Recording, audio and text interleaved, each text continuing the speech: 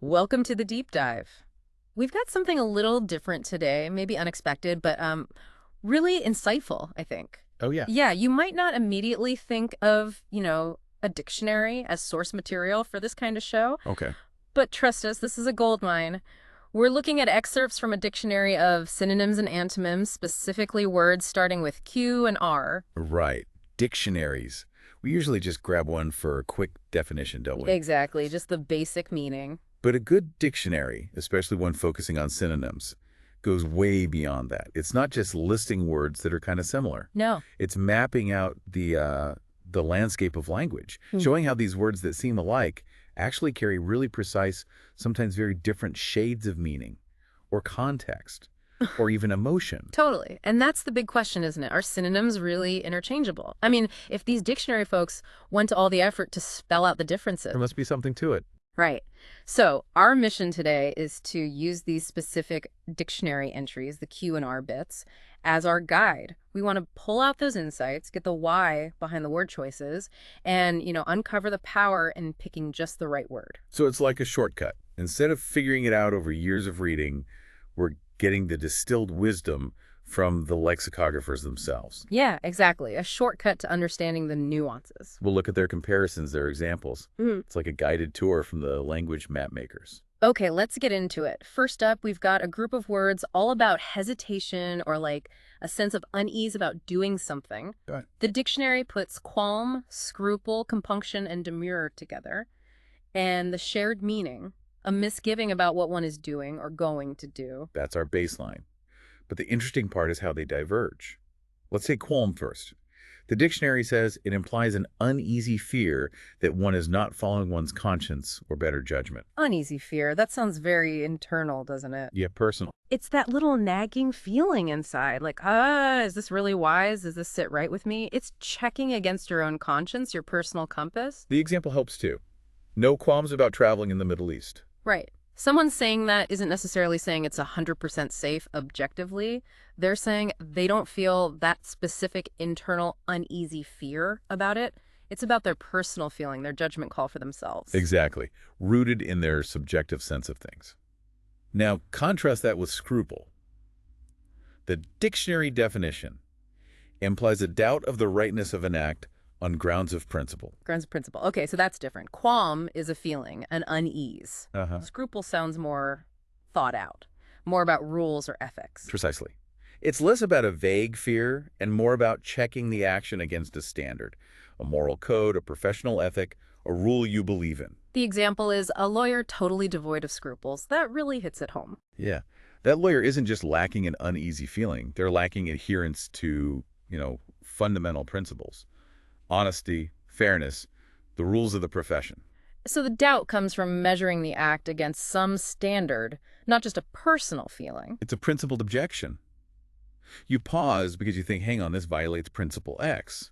Could be a big moral principle, could be a company policy. It's about the standard. Okay, that makes sense. Feeling versus principle. Got it. Yeah. What about compunction? Ah, compunction. This one shifts the focus again. It implies a spontaneous feeling of responsibility and compassion for a potential victim. Whoa, potential victim. So this isn't about my feelings or my principles primarily. Not primarily, it's directed outward, towards someone who might get hurt by what you do. The key words are spontaneous, responsibility, and compassion. So it's like a sudden pang of, oh, this might hurt someone and I feel bad for them. Exactly. The example given is not likely to have compunctions about knocking out his opponent. Okay, so the boxer without compunctions. It's not that he doesn't have a conscience generally, qualm, or doesn't follow boxing rules, scruple. It's that he lacks that specific feeling for his opponent, that empathy or sense of responsibility for the harm he's about to cause. You nailed it. The misgiving arises from thinking about the impact on the other person. That's a huge difference. Qualm is, I feel bad doing this. Compunction is, I feel bad for them because I'm doing this. Puts the victim at the center of the feeling. Okay, one more in this group, demur. The dictionary says demur implies a hesitation because of an outside suggestion or influence. Example, accepted her resignation without demur. This one's different again. It's not mainly internal morality or emotion. It's a reaction, a hesitation or objection triggered by something external. So accepting the resignation without demur means No pushback, no hesitation caused by her resigning. Exactly. You're not necessarily feeling guilty or checking principles or feeling sorry for her. You're simply not resisting or hesitating in response to her action or suggestion. So if, say, my boss suggests a plan, and I hesitate because I think the workload is too much based on their proposal, that's demurring. That sounds like it, yes. The hesitation comes from engaging with what someone else put forward. Yeah. You demur to their suggestion or action. Wow.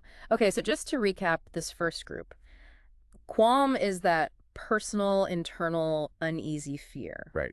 Conscience or judgment. Scruple is doubt based on a principle, a rule, an ethic. More intellectual, standard-based. Compunction is feeling responsibility or compassion for a potential victim. Outward-focused empathy.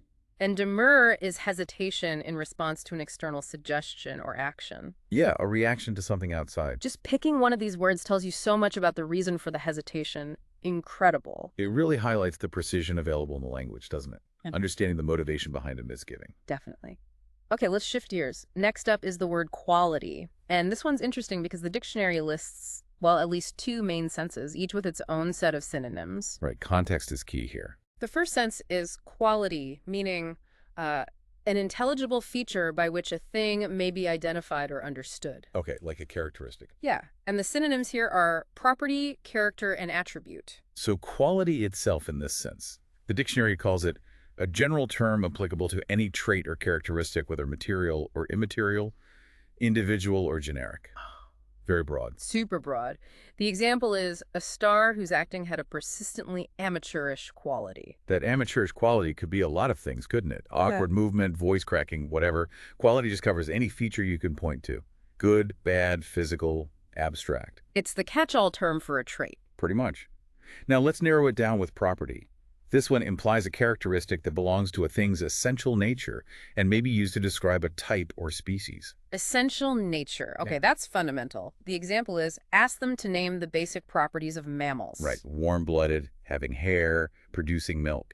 These aren't just any features of mammals. They're core defining characteristics, part of what makes a mammal a mammal. So an amateurish quality isn't essential to being a star, but being warm-blooded is essential to being a mammal. Property gets to the core identity. Exactly. It's intrinsic defining. Next up, character. This applies to a peculiar and distinctive quality of an individual or a class. Peculiar and distinctive, so uniqueness. Yeah, what makes something stand out? The example, each of the island's villages has a distinctive character.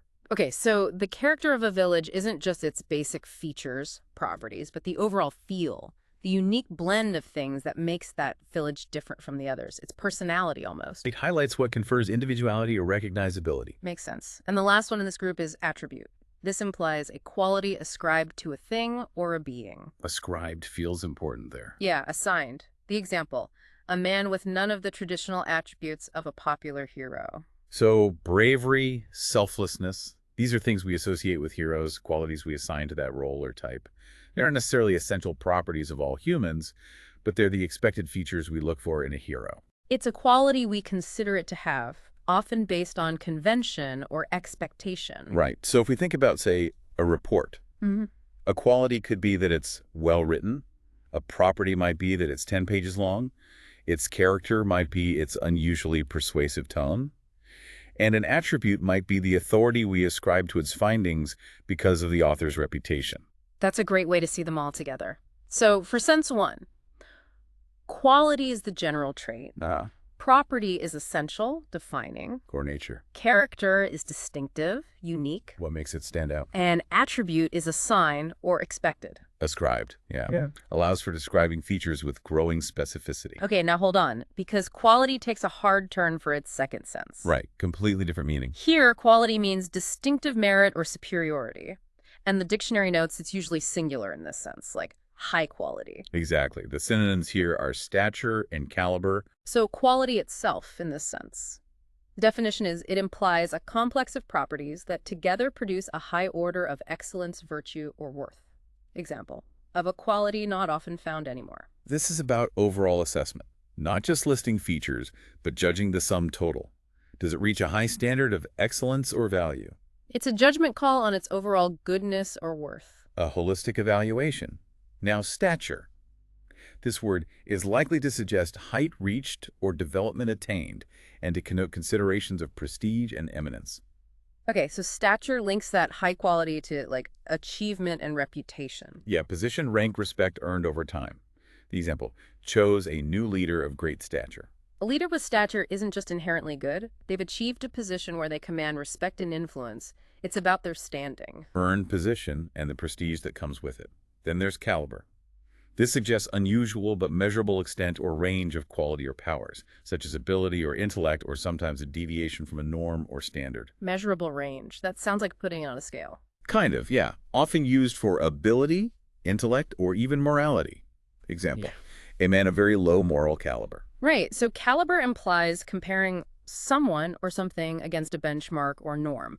High caliber intellect means high on the scale, and the example shows it can measure deficiency to low moral caliber, means falling short of the standard.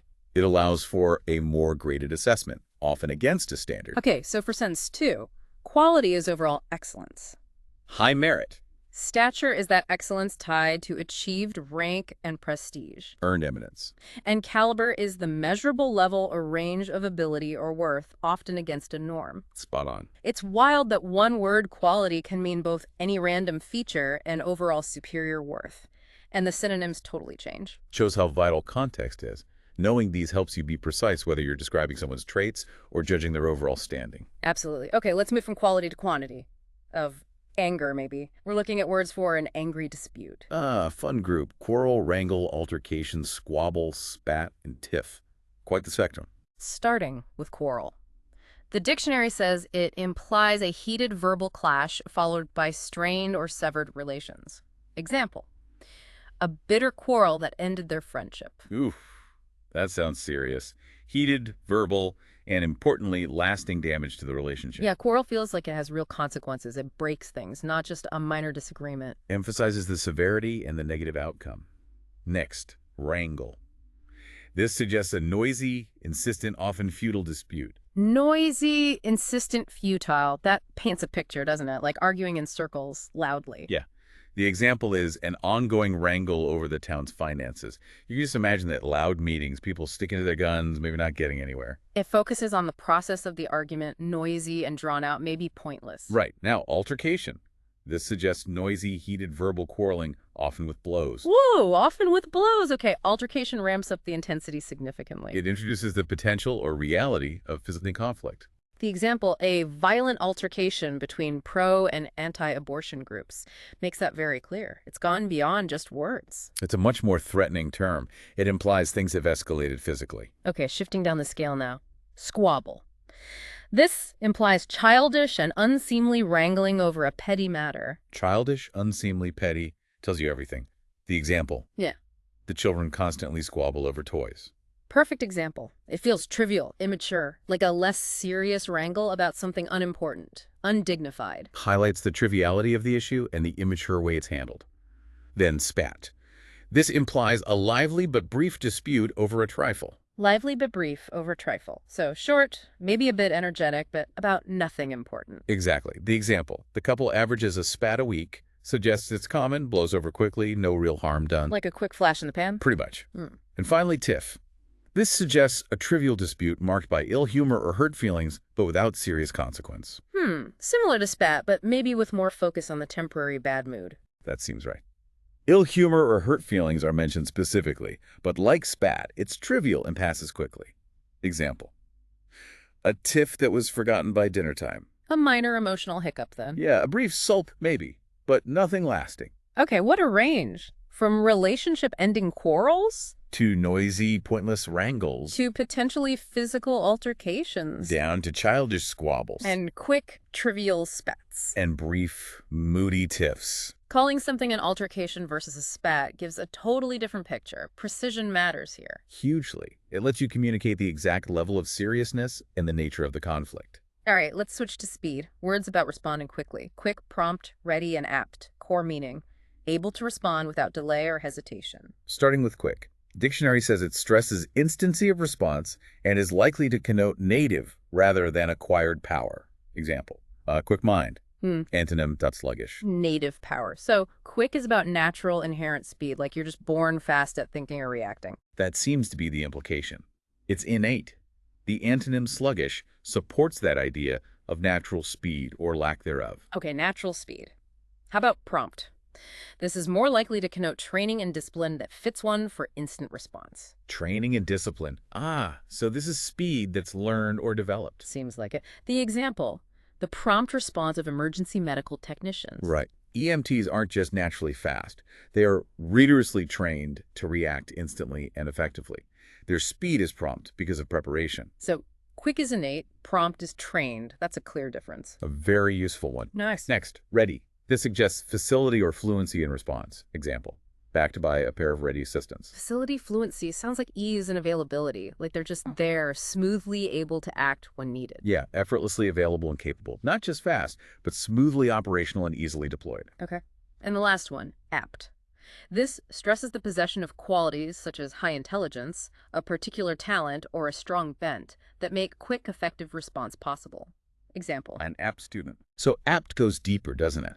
It's about why someone is quick and effective. Yeah, it points to the underlying reason, intelligence, talent, a natural suitability for the task. An apt student learns quickly because they have the inherent capability. The quickness is a result of their fundamental fitness for the role or task. Okay, let's sum up speed.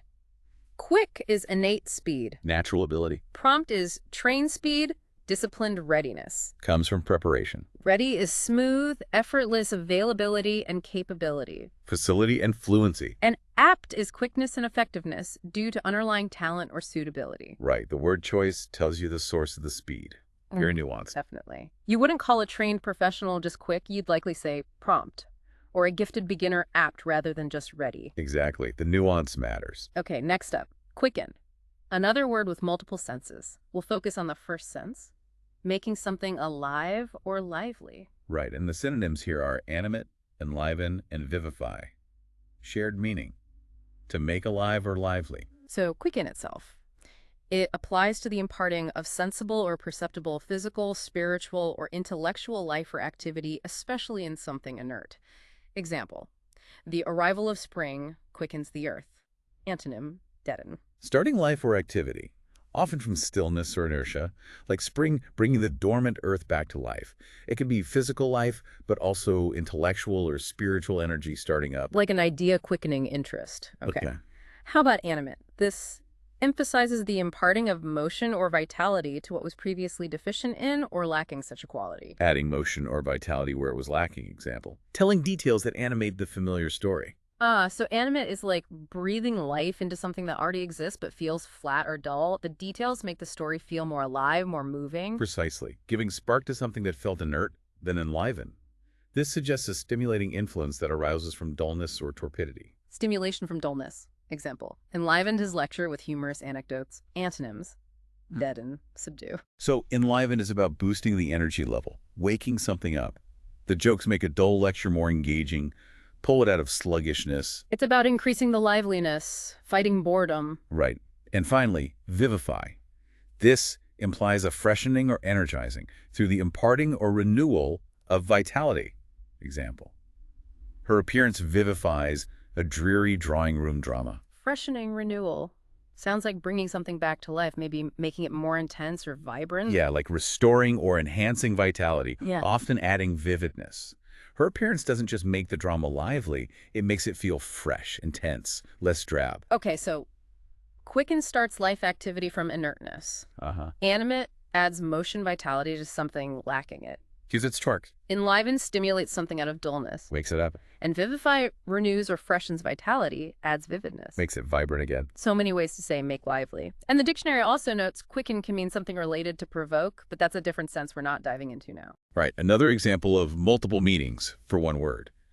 But for this sense, each synonym points to a different flavor of bringing something to life. Very cool. Okay, last major group. Words about repeating what someone else said or wrote. We have, quote, cite and repeat. Core, meaning to speak or write again something already said or written by another. Pretty straightforward start. Let's start with quote. Dictionary says it usually implies precise repetition of the words of another for a particular purpose. Example, Illustrate the use of a word by quoting classical and modern authors. Precise repetition. That's the key for quote. Using the exact words. Yeah, usually you quote to show exactly what was said, maybe for evidence or analysis, and there's a note it can be used more loosely, like, don't quote me, but the main idea is accuracy. Fidelity to the original phrasing, usually with attribution. Now, cite. This is likely to stress the idea of mentioning for a particular reason, such as proof of a thesis or substantiation of a position taken, with or without the idea of quoting another's exact words. Okay, so cite is more about the why. Why are you bringing this other source in? Exactly. It's about using the source to support your own point, provide evidence, give credit. You might quote when you cite, but the act of citing is about the purpose of the reference. The example is, his analysis has been cited in several recent judicial opinions. They're citing it as backup, as justification. Right. It's about the function of the reference. Less emphasis necessarily on the exact words, more on the source and its role in your argument. Makes sense. And finally, repeat.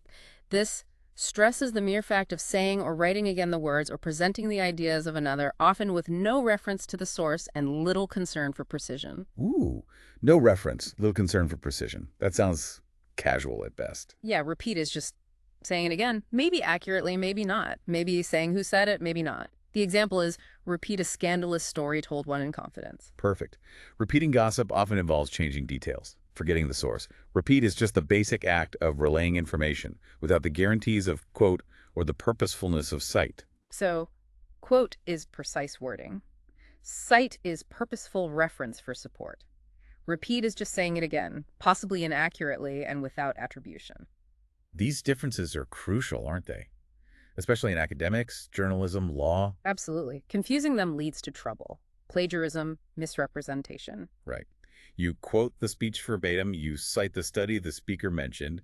You might repeat the main point later in conversation without worrying about the exact words. 3 different actions, 3 different words, 3 different levels of responsibility, really. Well put. The choice signals your relationship to the original source. Okay, now the dictionary also includes a lot of entries that just point elsewhere, like signposts. Yeah, the cross-references. We see things like quail see recoil, quaint see strange, quake see shake, qualified see able, quarrelsome see belligerent, and a whole bunch more.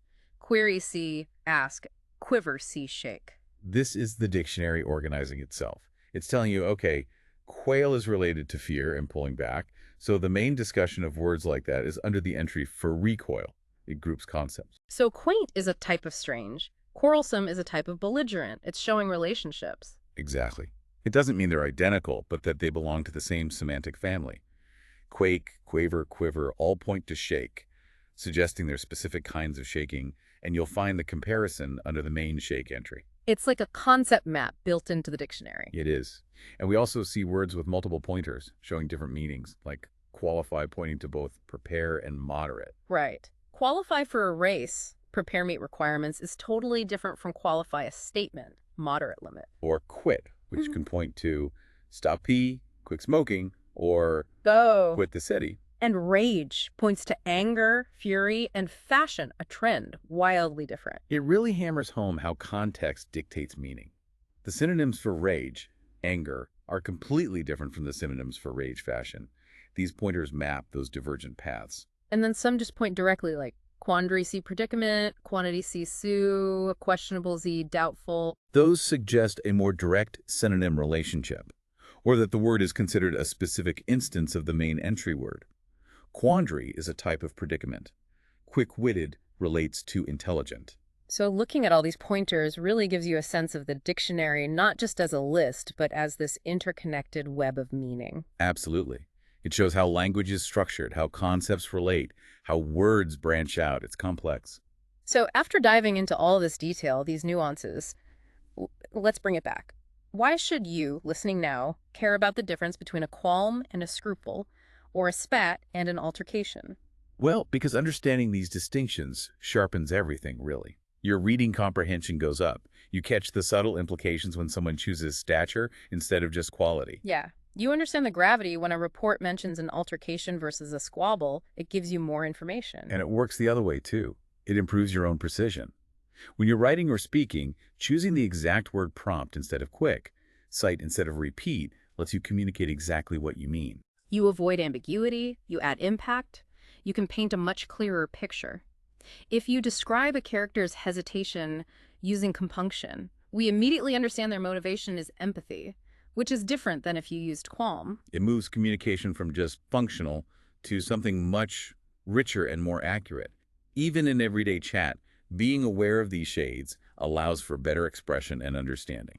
It's like having a sharper toolkit for thinking and communicating, and realizing that resources like dictionaries, which we might overlook, actually hold the keys to that sharper toolkit. It encourages a more mindful approach to language, doesn't it? Paying closer attention to the words we use and hear. Definitely. So we've journeyed from internal hesitations, qualm, scruple, to outward ones, compunction, demur.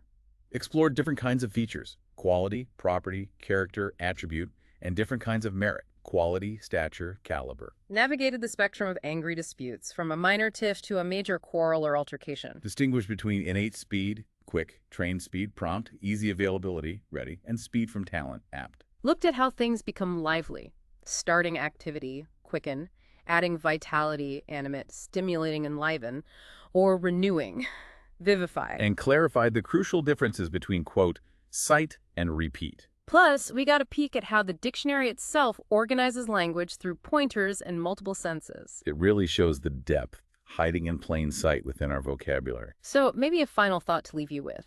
If even seemingly simple words like these, words we use all the time, hold such specific, distinct layers of meaning that experts dedicate pages to mapping them. What does that suggest about the sheer density of meaning, the potential for nuance, and maybe the potential for misunderstanding in all the language we encounter every single day? And if the right word choice can clarify so much, and the slightly wrong one can obscure or even mislead, maybe it prompts us to listen a bit more closely and choose our own words a little more carefully. There's a lot to think about there. The responsibility and the potential that comes with understanding language more deeply. Indeed. We hope this deep dive into the dictionary's wisdom has maybe sparked some curiosity about the words you use every day. Thanks for joining us.